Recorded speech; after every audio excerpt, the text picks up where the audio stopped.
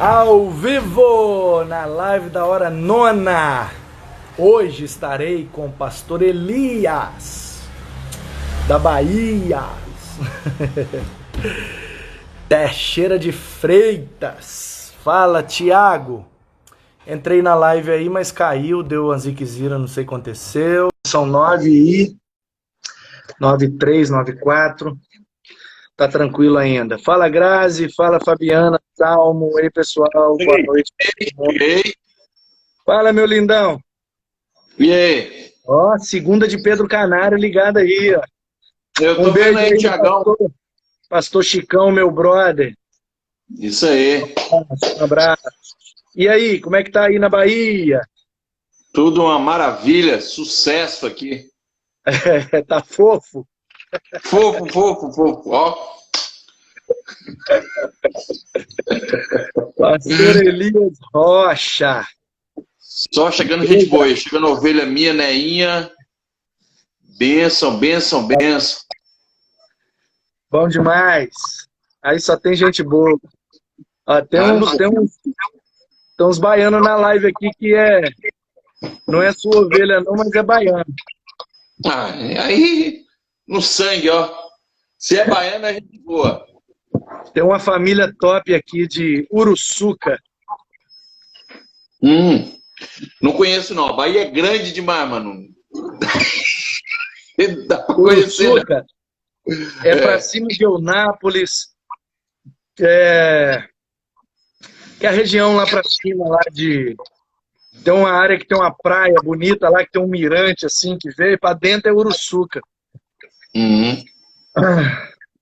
A irmã Regina, Matheus, só gente top, hein? É. Mas diz aí, se apresenta aí pra galera, quem não te conhece, talvez te conhecer aí. Conta um pouquinho aí da sua história. Aonde você nasceu, onde você veio. Aí, perto de Itabuna. Ah, tá. Bem, Manu. Serra Grande, papai. Então, já dito, né? Eu sou baiano, sou da cidade de Texas City, ou mais conhecida como Teixeira de Freitas. Terra boa. Nascido aqui, da terra aqui mesmo. Quem não conhece, é uma cidade espetacular, uma cidade muito boa. Eu chego a dizer que é a capital desse extremo sul baiano. É a capital do extremo sul baiano. É uma cidade espetacular. Sou apaixonado por essa cidade. E aí, durante um tempo, né, aqui em Teixeira, pastoreando, estudei o seminário aqui. Depois de um tempo, Deus me conduziu para o Espírito Santo e depois retornei. Depois de 3 anos, mais ou menos, lá, aí no Espírito Santo, eu tive a grata oportunidade de retornar para a terra natal e estar pastoreando aqui em Teixeira de Freitas, na Igreja Batista Getsemane, a JET, né, e já tem alguns irmãos que estão aí participando conosco na live, então da Igreja Batista Getsemane, da família JET. Jetflix! E a gente tem um canal lá no YouTube bombando, né? Depois do rap lá, o negócio estourou. Aí tem o canal, a Jetflix. A ideia surgiu, Manu, da ideia que eu tive contigo, de pregar por série, né? A gente ministra por série. E aí, como tem um canal, a Netflix, em que ela é um canal com várias séries ali, filmes e tudo mais, aí tirou a ideia do Jetflix, né? Uma série de mensagens e tudo mais, que é o canal da igreja mesmo, da nossa igreja. A igreja, um povo simples, mas um povo muito amável, um povo que eu tenho certeza que quando você tiver a oportunidade de vir aqui, você vai entender o que eu estou falando. Aquele jeito baiano mesmo, amoroso, de receber as pessoas. A gente tem isso aqui em Teixeira de Freitas, a mistura de um povo baiano com um povo mineiro, com um povo capixaba, que é uma mistura, né, de culturas, e o Teixeira de Freitas está ligando a esses dois estados, né? E aqui é o sul da Bahia, que liga com Minas, que liga com o Espírito Santo, então você tem essa mistura aqui. E aí, eu sou, voltando a falar, eu sou o único filho homem. Meu pai e minha mãe tiveram 5 filhos, eu sou o único filho homem, o caçula da família, sou casado com a Dani, topzera, gente finíssima, uma bênção do Senhor em minha vida. Já temos aí mais de 12 anos casados, nos conhecemos desde os 7 anos de idade, tá? Então já tem um tempo aí já de conhecimento, e aí criou a amizade, e dessa amizade surgiu aí esse casamento abençoado do Senhor. Ainda não temos filhos, mas uma família com todas as dificuldades, com todos os dissabores e sabores, é uma família abençoada pelo Senhor. Eu louvo a Deus pela família que tem. É benção mesmo. Eu fiz live com muita gente, Elias, e uma das perguntas eu acho que eu mais fiz, porque eu fiz live com gente brasileiro que está nos Estados Unidos, brasileiro que está na Europa, que está não sei aonde, e gente que saiu do Sudeste para pastorear no Nordeste, vice-versa e tal e tal. Perguntei muito sobre adaptação. Então, assim, você pastoreou 3 anos aqui no Espírito Santo. Uhum. Queria que você dissesse, assim, tudo bem que não é muito longe, Teixeira de Freitas, né? Tá quase perto da divisa e tal, mas há uma diferença cultural, há uma diferença. E aí eu queria que você falasse essa diferença cultural, como é que foi para você pastorear numa outra cultura diferente da sua, quais foram os desafios, as dificuldades, o que é que você viu de diferente que foi difícil para você, outras coisas podem ter sido fáceis, algumas coisas são prós, outras são contras, mas guardando as devidas proporções e os detalhes, mas dá uma palavra aí para a gente nesse sentido. Então, pastor Manu, eu brinco em dizer que eu sou um homem de 3 corações. 3 corações. Né? Eu sou baiano de nascimento, sou mineiro de sangue, porque meu pai é mineiro, né? E sou capixaba por adoção. Algo interessante, eu não sei nem se você sabe disso, mas é bom falar. Quando eu estava no seminário, ali na metade do seminário, eu bateu um desejo, uma vontade de pastorear aí no estado do Espírito Santo. E ali na metade do seminário eu tinha uma oração direta com o Senhor, incansável ao Senhor, pedindo para que, assim, depois de 3 anos aqui na Bahia, depois de 3 anos, 4 anos pastoreando aqui na Bahia, se Deus me desse essa graça de pastorear no Espírito Santo, eu ficaria muito feliz. E foi realmente o que aconteceu.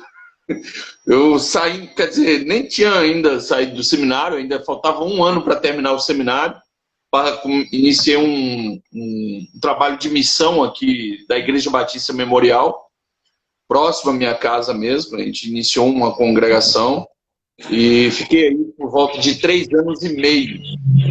Nesse período, Deus nos dá alguns convites, e dentre esses convites, ir para o Espírito Santo.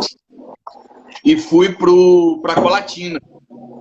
Lá tive a oportunidade de conhecer o Luiz, o nosso amigo Luiz, o Anderson, e fui ali pastorear a região de Colatina.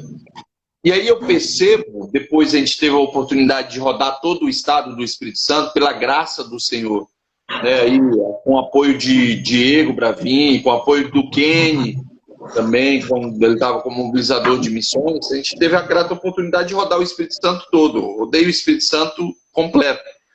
E aí a gente pôde perceber uma coisa, que é uma diversidade de cultura no próprio estado, embora ele seja pequeno. A gente vai ver aí cultura italiana, alemã, e aí vai vendo uma mistura dentro do próprio estado. Então, falando assim de maneira micro-região, então eu falando da região ali de Colatina, você tem um impacto muito grande. Um impacto muito grande. Porque na Bahia o povo é mais caloroso. O povo é de abraçar, o povo é de sorrir, o povo é de elogiar, o povo é esse contato do baiano. Aí nós vimos assim, nessa micro-região, uma região ali de Colatina, daquela região, é cultural para uma cultura alemã muito forte ali, até italiana ali, por causa de Santa Teresa. Nós vamos ver ali que não tem essa ligação, essa proximidade, como o baiano tem. E aí a gente entra em conflito nisso aí. A gente vai ver esses conflitos culturais, que não é só de região, mas até mesmo aí de estado. Né? De estado.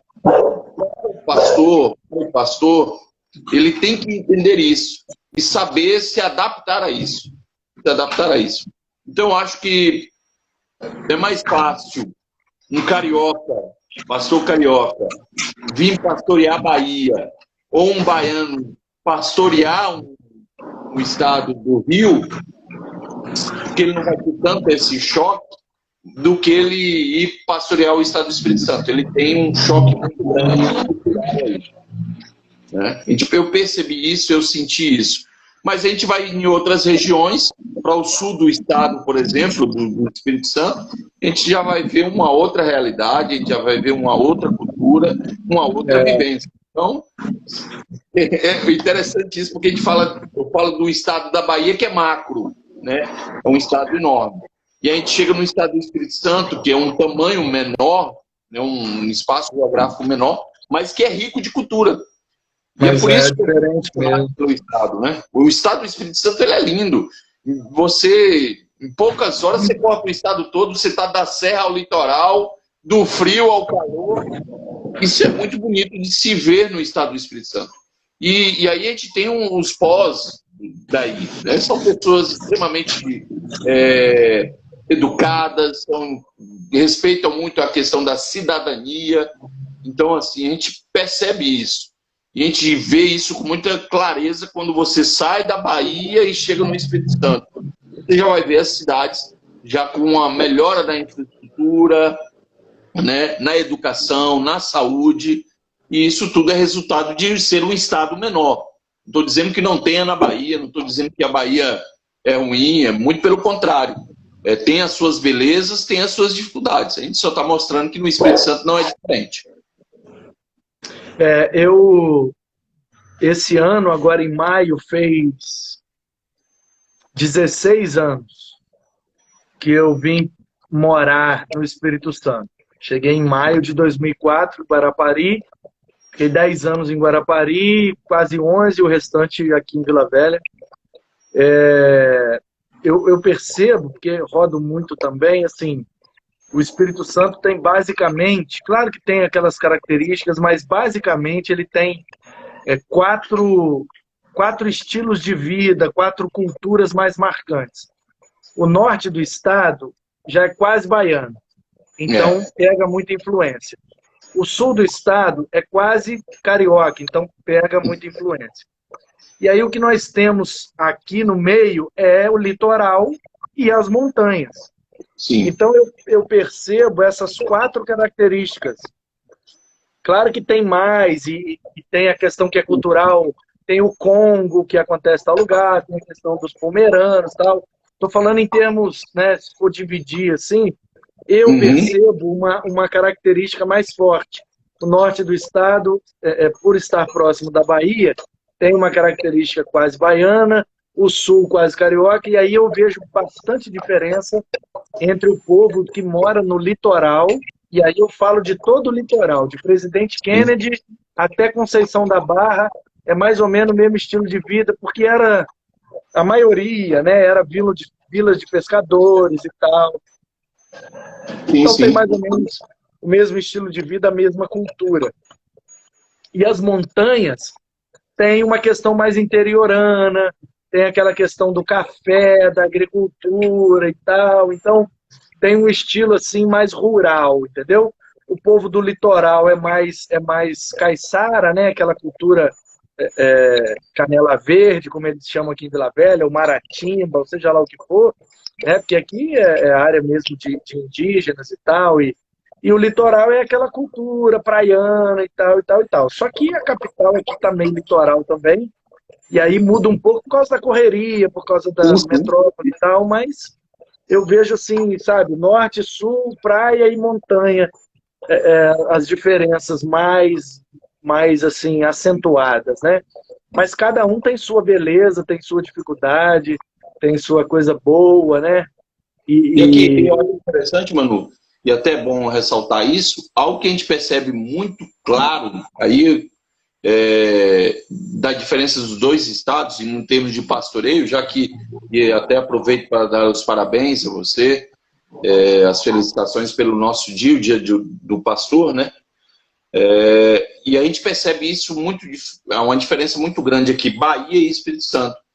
Porque na Bahia ainda tem essa cultura de que o pastor é um pai espiritual na vida das suas ovelhas. Ele vê como um referencial, ele vê como uma pessoa em que ele vai buscar todas as suas orientações, em que ele é exortado por ele, né? Então vê ali essa vivência. No estado do Espírito Santo, nós já vemos mais uma questão mercadológica, então assim, de um profissional, né? E ambos, o pastor exerce ambas as funções, um pai espiritual como também um profissional, mas a gente vê mais voltado para isso aí no estado do Espírito Santo.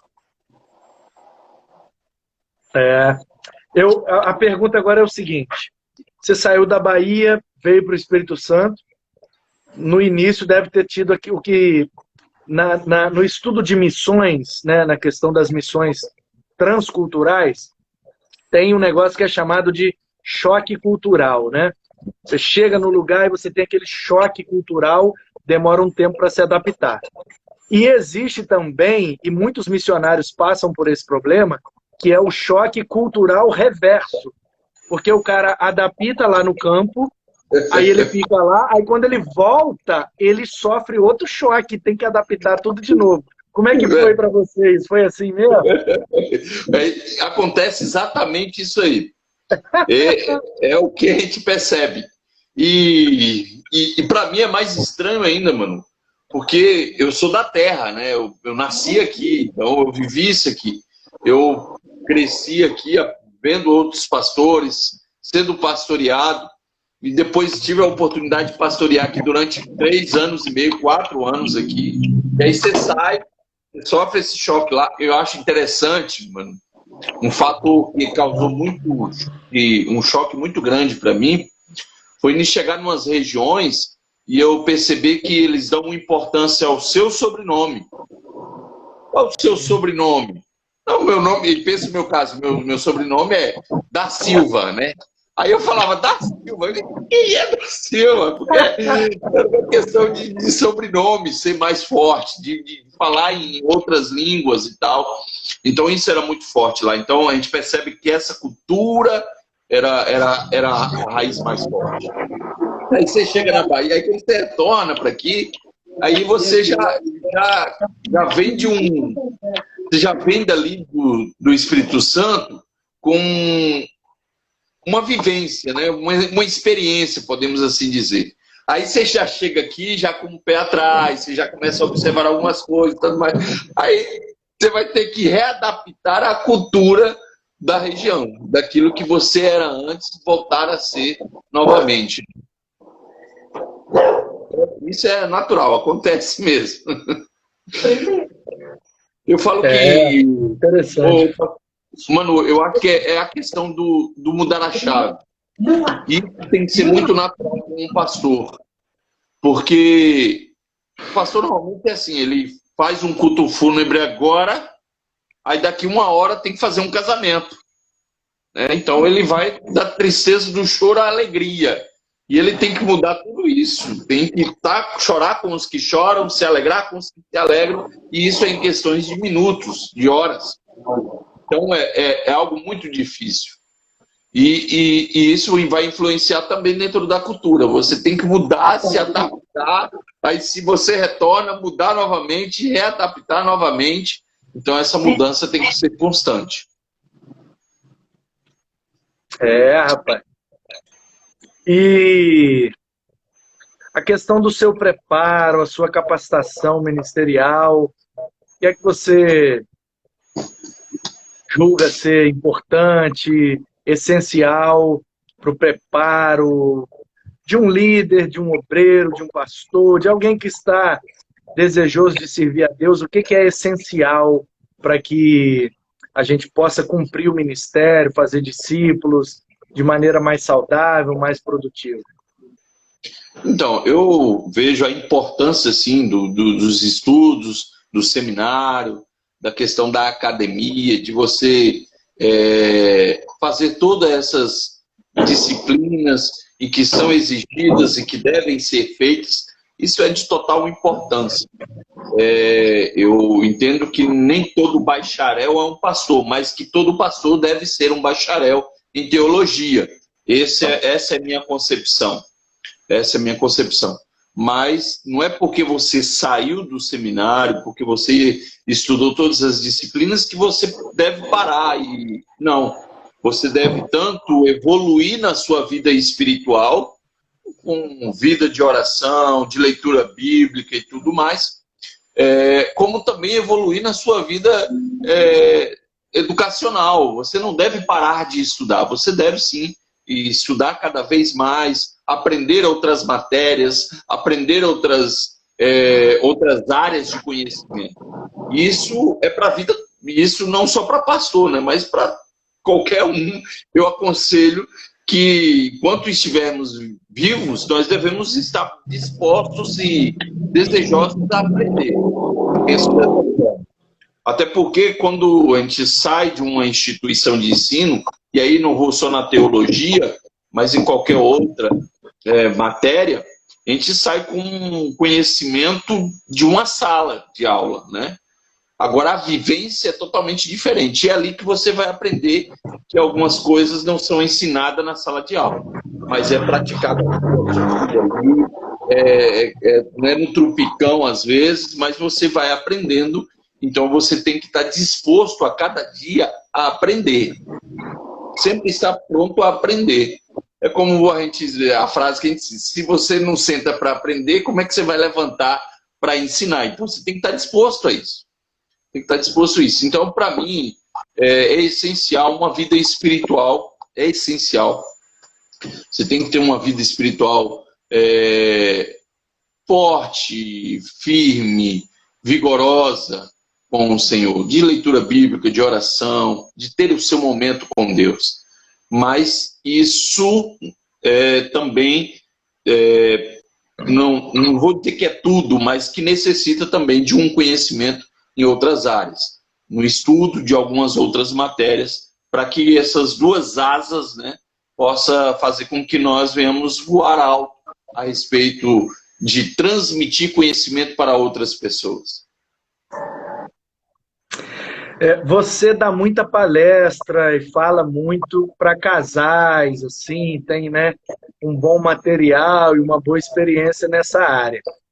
Então, vou colocar algumas situações aqui e você vai dando aí alguns conselhos, algumas dicas, porque tem uma turma aí nos assistindo e vai ter mais gente assistindo, porque a live vai ficar salva no Instagram, depois a gente vai botar no YouTube. Então, sempre tem, né, gente precisando de ajuda nessa área.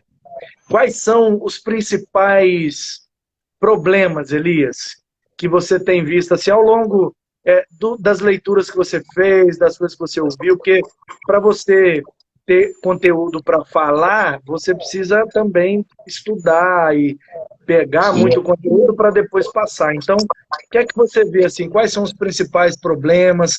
Quais são os erros mais comuns? Aquelas coisas mais bobas, mais besta? Qual conselho você daria? Casal que está começando, um casal que já tem muito tempo de estrada, dá uma repaginada total aí. Vamos lá. Eu vejo, mano, que a relação conjugal ela não é perfeita, até porque nós não somos, mas ela pode ser saudável, ela pode ser funcional, como diz o pastor Sidney, né? Ela pode ser funcional. E aí, dentro desse funcional, desse funcionamento na relação, a gente vai ver algumas coisas que dão errado e algumas coisas que dão certo. Então, não há uma receita pronta. Não há uma receita pronta aqui. Porque aquilo que serve, às vezes, para mim, talvez não vai servir para você. Então, a gente vai entender dessa forma. Mas existem algumas coisas que servem para todo mundo. Tem uma palestra mesmo que nós damos, que é a Fórmula do Amor, e ali a gente apresenta componentes que são essenciais dentro de uma relação. E que existem coisas que servem para todos nós. Mas o que eu percebo, e a gente tem aprofundado mais tudo a respeito disso, algo que está muito claro, que está emergindo aí no conhecimento de muitas relações, é a cultura, aquela bagagem, aquela mochila que o camarada traz da sua cultura familiar para dentro do casamento, né? No contexto cultural, que nós já falamos aí no começo, da sua cultura da família, às vezes é um italianão, às vezes é um baiano. Então, a depender de quem você casa, meu amigo, é um conflito terrível, porque tem uma cultura por detrás disso. E a gente fala porque eu já acompanhei alguns casais que tinham discussões, em que tinham atritos, que eram de traumas da família, que eram de culturas familiares. E aí a gente precisa estabelecer, ou pelo menos adquirir um conhecimento a respeito disso, para entender o outro. É o que nós chamamos da empatia, de se colocar no lugar do outro, de tentar entender o outro, de tentar compreender qual é a vivência dele, quais foram os traumas que ele teve, né? E aí sim poder trabalhar isso dentro da relação. Então a gente percebe isso muito claro, e a gente precisa que os casais conheçam mais um ao outro. E aí é que a gente entra num ponto, mano, que a gente percebe uma dificuldade muito grande, que é a questão do diálogo. As pessoas não conversam mais, não bate mais um papo legal. A falta de comunicação, a falta de diálogo dentro do casamento. De uma conversa saudável, de sentar sem se preocupar com o tempo, sem se preocupar com a hora, dar boas gargalhadas, de ouvir história um do outro, de lembrar de histórias vivenciadas por eles. Isso não se tem mais. Não se tem mais. Aquela tecnologia que vem para juntar, que vem para agregar, infelizmente, tem causado mais distanciamento dentro da relação conjugal. Eu falo porque nós se comunicava pelo WhatsApp, dentro da mesma casa, e que o marido perguntava para a mulher se o almoço estava pronto. E ela respondia pelo WhatsApp que o almoço estava pronto e que era para ele vir. Conversando ali pelo WhatsApp. Então, para você ver como é que se encontra a relação da falta importante para as discussões é a quebra de acordo. Como andarão duas pessoas, como andarão dois juntos se não há acordo, né? Se eu não me engano, o texto diz isso. Então, a gente vê a quebra de acordos. Muitos casais quebram muitos acordos. E olha que o casamento ele começa com acordo. Ali começa um acordo, né? Na riqueza, na pobreza, na doença, na saúde, e blá, blá, blá, blá, blá, blá, blá. Então, a gente começa a entender que a relação conjugal, a relação familiar, ela inicia com bases em acordos. Só que você vai quebrando esses acordos. E aí a quebra contínua briga, vai gerando discussões. Eu falo porque, por exemplo, o marido que fala para a mulher que não vai colocar mais a toalha molhada em cima da cama, e aí no outro dia ele coloca, vai irritando a esposa. A esposa que fala para o marido que não vai usar o cartão de crédito, né, porque estourou o cartão de crédito, mas que na próxima oportunidade vai lá e usa novamente, é quebra de acordo. Então você vai, né, gerando conflitos, gerando atritos, e isso causando problemas sérios de uma separação conjugal por questões como essa, de quebra de acordo, de uma mulher que comprava o sapato e escondia dentro do guarda-roupa que o marido... Mas, pior de tudo, nego. Pior é que depois de um tempo guardada naquele guarda-roupa, ela resolve usar o sapato, o marido falou, ué, comprou um sapato novo? Ela ainda brigava com ele, falou assim, como? E eu antigo, e o pior de tudo é que você não olha mais para mim, você não me observa, ainda bota a culpa no cara. Então a gente vai percebendo isso, né? É lógico que não é somente isso. A gente vai ver várias coisas dentro da relação conjugal, que você começa a criar desculpas para aliviar a dor do erro, da falha. Então você começa uma autossabotagem, que eu não consigo mesmo, que eu não sou bom, que eu não sei o quê. E a autorresponsabilidade, né? E muito por causa dessa autossabotagem, muito por causa das mentais que você cria dentro da relação e vai influenciando. Você vê que são fatores que têm dado dentro da relação, que são imperceptíveis, mas que vai minando as bases do casamento. É uma gotinha, uma gotinha, que uma hora o balde transborda. E aí, minha fala para encerrar esse assunto, pelo menos assim, do meu ponto de vista aqui, Manu, eu percebo que a prevenção é melhor que a solução. Então a gente percebe que muitos casais deixam tomar uma atitude de fato, de pedir um socorro, de procurar um conselheiro para casamento, de procurar um pastor, de procurar alguém que possa ajudar, quando não tem mais jeito. E aí é que é complicado, porque a coisa poderia ser resolvida muito antes. No primeiro sinal de perigo, no primeiro sinal de fumaça, procure ajuda. Essa é a minha fala. Eu acho que recebeu várias pessoas no gabinete nesse sentido, né? E eu também já recebi. E a minha palavra nesse momento é que a gente deve sim procurar ajuda, sempre. Quando sentir que há uma necessidade, não tenta resolver sozinho. Procure ajuda, porque essa é a melhor forma de podermos tratar um problema ou uma dificuldade da relação conjugal. Bom demais, cara. Dicas valiosas, conselhos preciosos. Muito, muito, muito bom. Meu querido, fala para nós sobre a igreja aí, Getsemane, o processo seu aí de ministério, como é que você está trabalhando, o que é que tem dado resultado, coisas que funcionam aí, talvez pode não funcionar aqui, mas pode dar uma boa ideia para alguém, o que é que você tem feito? Então, a gente tenta ser muito, como é que eu vou usar um termo aqui, antenado ao momento, né? Estar antenado ao momento. A gente tem que aproveitar algumas questões que estão acontecendo e tornar elas positivas para nós.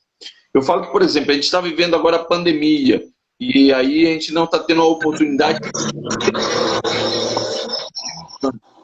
Então eu tinha em mente, daqui 1 ano ou 2 anos, ter toda a questão tecnológica da igreja que eu pastoreio funcionando.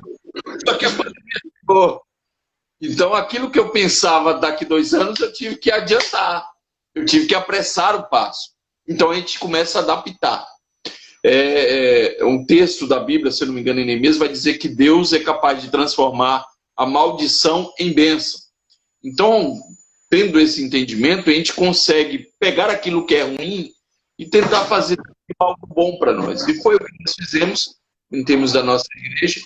Nós criamos um canal, nós temos agora o Instagram da nossa igreja funcionando, nós temos sempre colocado vídeos curtos no grupo da igreja. A gente tem tentado de várias formas aproveitar a tecnologia sendo benefício para a igreja. É aquilo que eu disse no começo. Estar atento ao que é novo.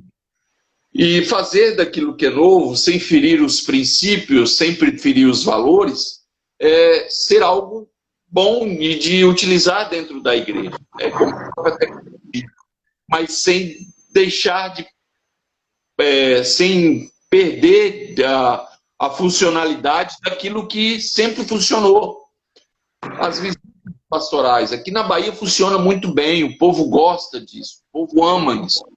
Não sei, assim, eu percebo que aqui é mais forte isso. As visitas pastorais. Lá no Espírito Santo a gente percebe que os gabinetes são mais fortes. Aqui são as visitas, é o de casa em casa, é o de estar próximo, é o de abraçar, de sentar, almoçar com ele, tomar um café com ele. Isso é muito forte aqui na nossa igreja. Então a gente tem tentado conciliar aquilo que já acontecia como igreja, que já funcionava como igreja, de positivo, que já vem desde os primórdios, de um culto de oração, de vigília, de cultos nos lares. Então, a gente ter isso, mas sendo atual, atualizando, né? Contextualizando e não só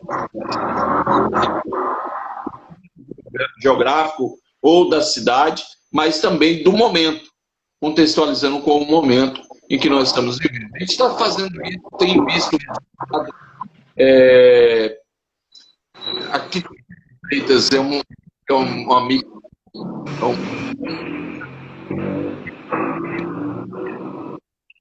Eu tenho um número muito grande de igrejas batistas, a associação aqui é muito forte.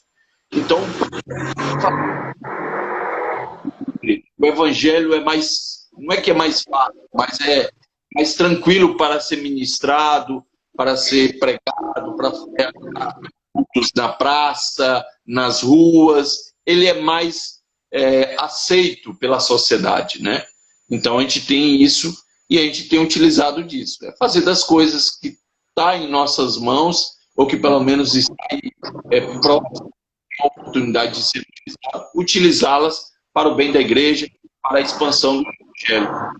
Isso juntando com aquilo que eu já vivenciei como pastor, não só pelos 3 anos aqui, mas pela gama de experiência, de conhecimento que adquiri aí no estado do Espírito Santo.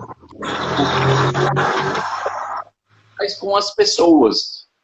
A gente aprende mais observando as pessoas. Aprendi bastante contigo, né? Já aprendi bastante com os outros amigos da matriz, com os outros colegas pastores, observando, olhando e trazendo para dentro disso, é a nossa. E aí Deus tem usado, Deus tem feito, Deus tem realizado, porque quem é que faz é Ele, quem realiza é Ele, né? E tudo é para Ele.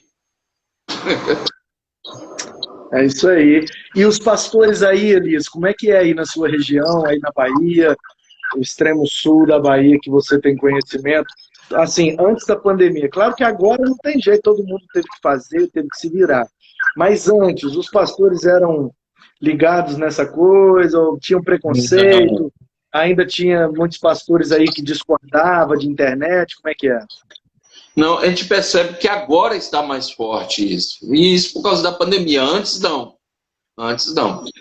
Antes é aquela cultura da Bahia, é a cultura da visita, é a cultura dos cultos regulares, do povo ir para a igreja, de convidar as pessoas a irem para a igreja, né? Então a gente percebe isso que é muito forte daqui.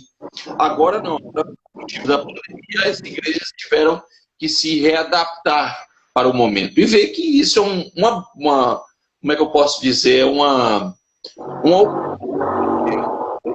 meio de evangelizar, é também um meio de levar a palavra. E a gente tem percebido isso. Isso eu falo dentro de uma realidade de igreja. Agora, como pastor, pelo que você me conhece, não é muito diferente dos pastores aqui. Os pastores são muito amáveis, os pastores querem estar juntos, gostam muito dessa relação de amizade, gostam de fazer amigos. Então a gente percebe isso muito forte aqui. Eu falo porque a gente não está podendo ter as reuniões, os encontros que nós temos da Associação dos Pastores. E eles entram em crise, nós entramos em crise, porque nós queremos estar juntos, nós queremos os nossos cafés, né, em que a gente tem aqui. Mas é lógico que a gente respeita, não é o momento e tudo mais. A gente segura um pouquinho aí a ansiedade. Então, é um reflexo do que são as ovelhas, é o pastor, e do pastor é as ovelhas, que é natural, que é cultural daqui. E todos os pastores que vieram a pastorear aqui em Teixeira de Freitas, porque eu tenho aqui pastores cariocas também, de outros estados, apaixonaram pela terra, apaixonaram pelo povo, amam pastorear a Bahia, né? Teve outros que saíram, mas pela grata oportunidade de Deus retornaram, estão pastoreando novamente aqui. Então, assim, a gente percebe que é uma terra cativante, é um povo cativante, que cativa. Então, independente da tecnologia, eles têm cativados de outras formas. E agora a tecnologia só tem avançado. Eu percebo, mano, que é como se o Espírito Santo tivesse um pouquinho mais avançado nessa área, né? Ele está um passo adiante nesse quesito de evolução na sua estrutura, evolução nas suas atividades, nas suas práticas como litúrgicas da igreja, mas aqui na Bahia, devagar a gente vai avançando. E Deus tem dado resultado. É mais por uma questão de cultura mesmo, é muito diferente. Engraçado que é pertinho, mas a diferença é bem grande. E o trabalho com células, pequenos grupos, aí funciona bem? Como é que é a dinâmica aí é parecida com a daqui, é diferente? Como é que é? Usando assim, não pegando aí a questão da palavra, né? Célula ou PGM, não pegando a isso, a gente percebe que assim, algumas igrejas têm utilizado isso, mas é recente. Ainda está num projeto embrionário, podemos assim dizer. A gente vai ter de 3 anos, 2 anos. Então não tem aí no extremo sul uma igreja em células ou em pequeno grupo que despontou, que cresceu, não tem? Assim que não lembro. Não lembro, eu acredito que não. Tem, funcionou e tem funcionado, né? Como a gente viu aí no Espírito Santo, de algumas igrejas que a gente sabe que são referenciais, São Mateus, Cruz, aí na Grande Vitória, de igrejas que despontaram pelo trabalho de pequeno grupo, de célula. A gente não tem visto isso aqui ainda. Porque a gente está vivenciando, está aprendendo a gente está ainda meio que levando alguns trupicões, ainda meio que esbarrando em algumas coisas e aprendendo. Mas a gente já tem visto resultado. Tem algumas igrejas que têm colocado isso como prática. Não é uma igreja em célula, igreja tem um pequeno grupo e está funcionando, está multiplicando vagarosamente, mas está assim, dando alguns resultados. Cara, agora eu quero saber de você uma questão muito particular, mas ela é muito abrangente, porque tem vários pastores que são chamados de bivocacionados, né? é esse o termo que se usa, enfim. Bivocacionado, ou seja, o cara pastoreia a igreja, mas ele trabalha. Não que pastorear a igreja não seja um trabalho, né? Mas ele tem uma outra fonte de renda, vamos chamar assim, né? Um outro compromisso, geralmente ligado a CLT, ou a contrato, ou a concurso, né? E como é que é, cara, essa dinâmica, assim? No início do meu ministério, eu lembro que eu trabalhava e pastoreava juventude, depois congregação, mas logo depois eu já saí, e mesmo sem ter condições, eu me lancei no tempo integral, Jeová Jireh, e estou até hoje. Mas como é que é, cara, essa dinâmica aí de pastorear? Você trabalha aí na prefeitura de Teixeira de Freitas, né? Exatamente. Fala um pouquinho para a gente aí, essa dinâmica de prefeitura, igreja e tal. Primeiro que não é fácil. Fácil não é, e nunca foi, e jamais vai ser. Não é. Falo porque o pastor ele não tem uma hora marcada, né? O pastor ele é 24 horas. Né? Então, por isso é que não é fácil. O pastor não é só domingo. As pessoas pensam que ele só trabalha domingo, né? Ele vai lá, ele só é pastor, mas não é aí. Até porque o pastor, eu percebo que ele trabalha mais ainda antes do domingo, né? No preparo de uma mensagem, no estudo, na visitação. Domingo é a melhor parte, cara. Domingo é o pão. O domingo é o melhor dia, verdade, mano. O gostoso é o pregar, né? Vai para a igreja, vê os irmãos, prega e tal, vê Deus falando, vê Deus agindo. Domingo é maravilhoso, o chicote espalha na semana. E aí é que é a dificuldade, aí que mora a dificuldade, porque tem que conciliar o seu trabalho secular. Então, o que vai demandar muito isso aí, de você conseguir conciliar isso de uma forma saudável, é o seu trabalho secular. É o seu trabalho secular e o entendimento da igreja a respeito disso. Porque tem igreja que não entende. Tem igreja que não, pastor. A gente só quer você e acabou. E aí não entende que o pastor deve ter uma outra profissão, não seja como é que é o termo que você usou? Bivocacionado. Exatamente. Então, tem igreja que não entende isso. Tem igreja que não entende isso. Mas eu percebo que vai depender muito do seu trabalho secular. Então, por exemplo, eu vou usar o meu exemplo. Eu sou funcionário público e exerço um horário, uma competência de um horário, de um atendimento ali. Mas, graças a Deus, pelo tempo que trabalho, né, pela credibilidade que adquiri pelo trabalho exercido, os meus chefes entendem, os meus colegas entendem, e se houver alguma necessidade emergencial de ter que fazer um culto fúnebre, de ter que realizar alguma celebração, eu conseguirei, talvez, uma facilidade de poder dessa. Agora, se você trabalha num outro setor, o seu trabalho seja em outro ambiente, talvez você vai encontrar dificuldades nisso. Então, o meu trabalho hoje, eu tenho essa facilidade. Então, você tem que entender qual é a empresa, qual o local que você exerce, qual a função que você exerce, para ver se isso dá para conciliar com a igreja. Mas eu recomendo. Eu falo que é uma recomendação que eu dou. O pastor ele deve ter uma segunda profissão, ou se a gente entender o pastor como profissão, chamado. Né? Ele deve ter aí uma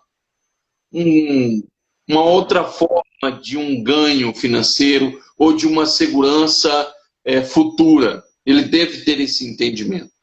Porque a gente sabe que o ministério pastoral ele tem uma data de validade.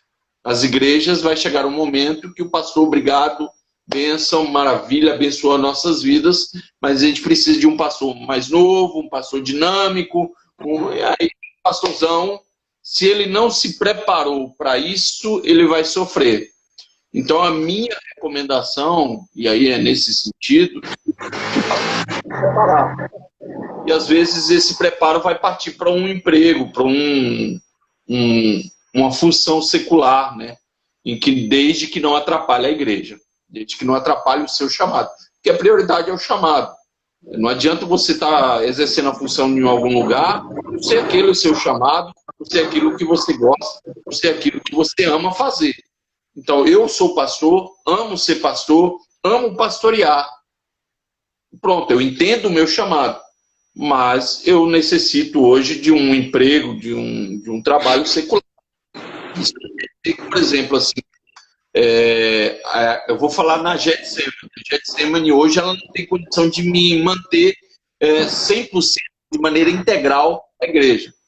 Mas se daqui, vamos pensar, daqui a um tempo a igreja tem condição, a igreja chega para mim e faz essa proposta, eu não veria dificuldade nenhuma de ter que pedir uma licença no meu trabalho e vir trabalhar 100% pela igreja, como assim fiz quando fui para o Espírito Santo. Então aquele conselho lá do casamento, né?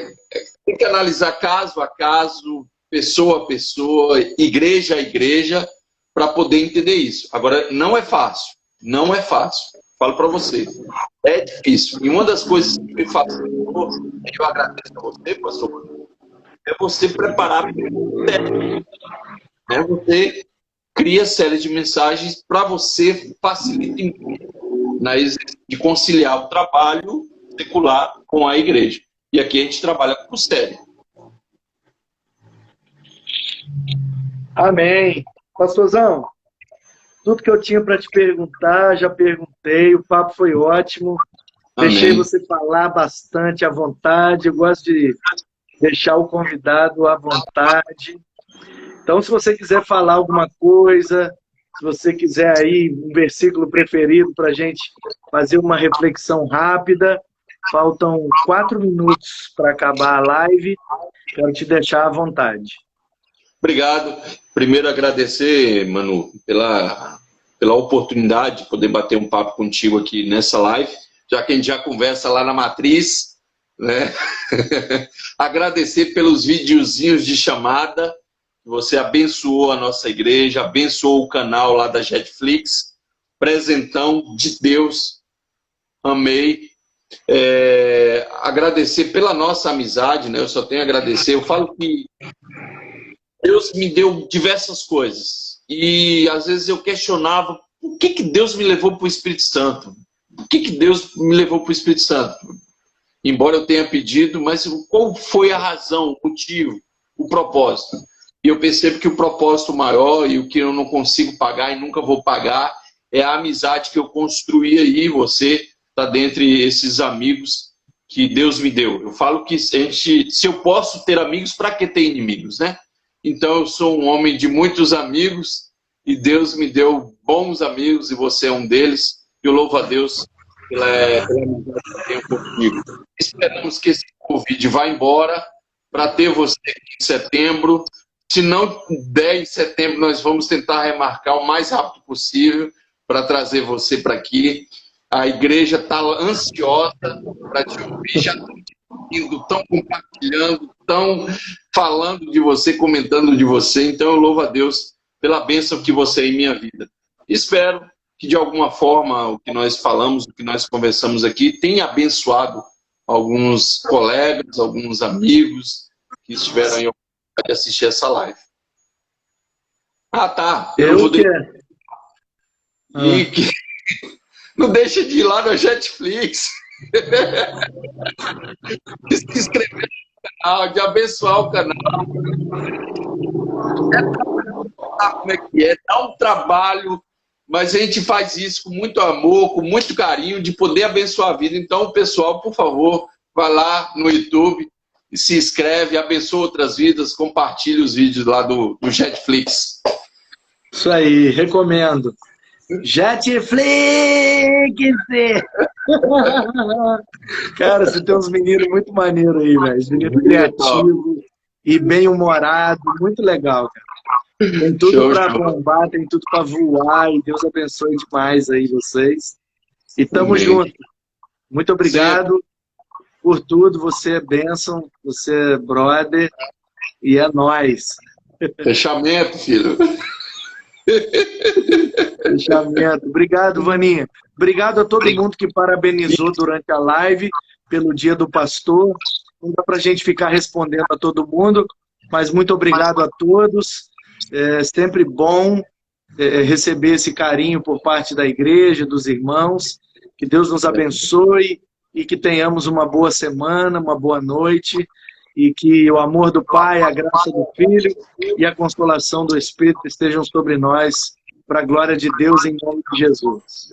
Amém, amém. Amém. Fiquem na paz, Deus abençoe a todos. Valeu!